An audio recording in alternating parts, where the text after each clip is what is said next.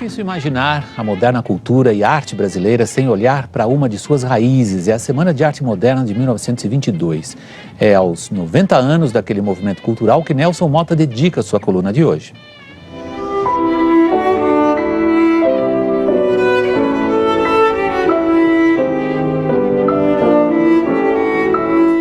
A Semana da Arte Moderna, de 1922, ocorrida no Teatro Municipal de São Paulo, foi um movimento artístico que celebrou 100 anos de independência do Brasil.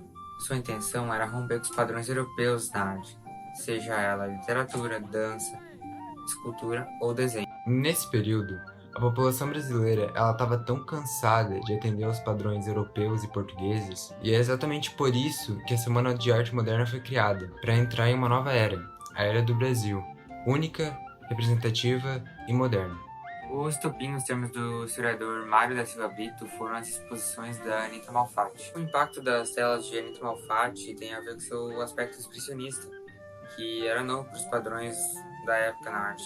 Nas suas obras expostas, como O Homem Amarelo, por exemplo, são incorporados procedimentos básicos da arte moderna, que seriam eles: a relação dinâmica e tensa entre a figura e fundo, a pincelada livre que valorizava os detalhes da superfície, os tons fortes usados de forma não tradicional, as sugestões de luz que fogem ao claro escuro tradicional na época, e uma liberdade de composição que era uma verdadeira inovação para a época.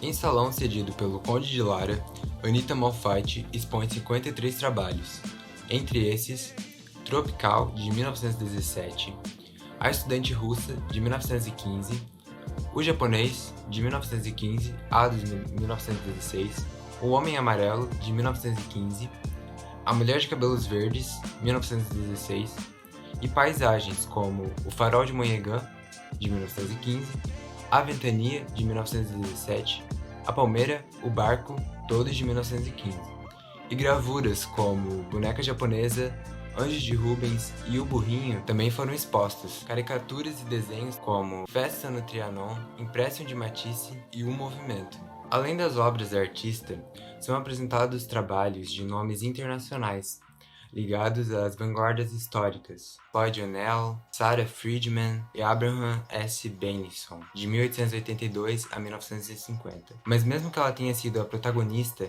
e o estopim desse movimento, é certo afirmar que a coletiva de arte moderna foi protagonizada por ela, Anita Malfatti, e não uma exposição individual da pintora. Outros artistas ganharam destaques com suas obras que tiraram todos os ideais europeus do que era considerado arte. Dentre eles, é necessário apontar Emiliano de Cavalcanti, principal idealizador do evento da Semana de Arte Moderna.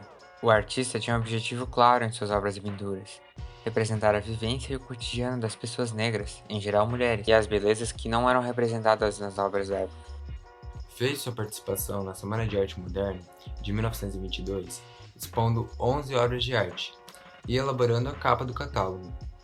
Abordou temas tipicamente brasileiros, como, por exemplo, o samba.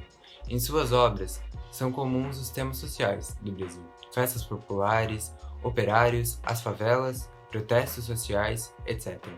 O que é totalmente diferente do que as obras da época mostravam do Brasil.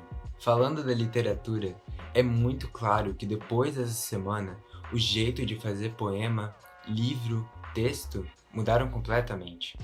Mário de Andrade, Oswald de Andrade, Menotti Del Picchia, Plínio Salgado, Sérgio Milietti, Ronaldo de Carvalho, Álvaro Moreira, todos esses nomes são de pessoas que fizeram história e participaram da Semana da Arte Moderna. O estilo literário, em geral, foi inovado e marcou a primeira fase modernista do Brasil, acima de tudo pela valorização da identidade cultural brasileira. Talvez você se pergunte, mas o que realmente motivou a semana a acontecer? Bem, em 1917, Anita Malfatti havia recém-chegado da Europa e consigo trouxe suas obras e montou uma exposição em São Paulo, considerada a primeira exposição modernista do Brasil. Já no dia 20 de dezembro, o escritor Monteiro Lobato publicou um artigo no Jornal do Estado de São Paulo que incomodou a sociedade e a crítica. O Brasil passou a ficar dividido entre defensores do movimento modernista os defensores da arte conservadora de Portugal. Monteiro Lobato criticou as obras de Anita Malfatti, porque, segundo ele, as obras dela e de artistas modernistas eram cérebros transtornados por psicoses. E óbvio que isso abalou muito a sociedade brasileira. Essa semana da arte moderna só durou 3 dias, na verdade. Dias 13, 15 e 17 de fevereiro de 1922. Aí, em cada dia, as apresentações foram divididas por tema. No dia 15 foi pintura e escultura, dia 15 literatura, 17 a música. Ironicamente, alguns dos nomes mais importantes do modernismo não estavam presentes na semana, que é o caso de Tarsila do Amaral, que é provavelmente a pintura mais conhecida desse movimento, que no momento estava em Paris. Além dela, quem faltou foi o Manuel Bandeira, que ficou doente e faltou a declamação do próprio poema, Os Sapos, no segundo dia.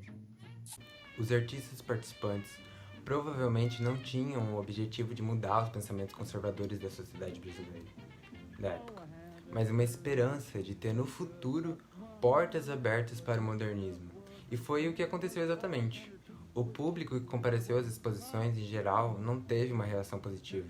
As formas estranhas das pinturas, nunca vistas antes, poemas que denunciavam aspectos da sociedade, foram reagidos com vaias e gritos. A reação dos visitantes ecoou entre os especialistas, que trataram o movimento como desimportante. Isso se dá porque a população em geral pensava como Monteiro Lobato.